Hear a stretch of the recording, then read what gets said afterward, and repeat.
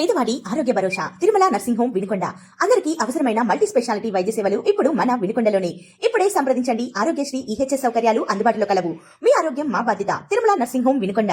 బంగాళాఖాతంలో ఏర్పడిన అల్పపీడనం ప్రభావంతో తెలుగు రాష్ట్రాల్లో వర్షాలు కురిసే అవకాశం ఉందని వాతావరణ శాఖ తెలిపింది.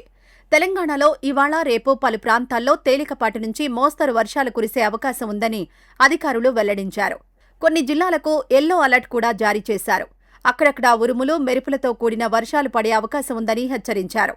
మరోవైపు కొన్ని ప్రాంతాల్లో గంటకు 30 నుంచి 40 కిలోమీటర్ల వేగంతో ఈదురుగాలులు వీచే అవకాశం ఉందని హైదరాబాద్ వాతావరణ కేంద్రం తెలిపింది. ఇప్పటికే తెలంగాణలోని పలు జిల్లాల్లో అక్కడక్కడా వర్షాలు కురుస్తున్నాయి. అయితే గత ఏడాదితో పోలిస్తే ఈసారి వర్షపాతం తక్కువగా నమోదవుతోంది.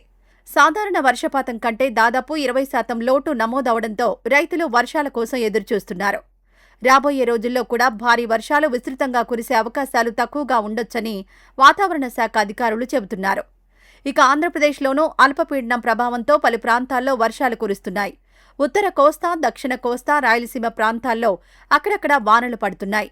రాబోయే 3 రోజుల పాటు ఏపీలో వర్షాలు కొనసాగే అవకాశం ఉందని అమరావతి వాతావరణ కేంద్రం తెలిపింది.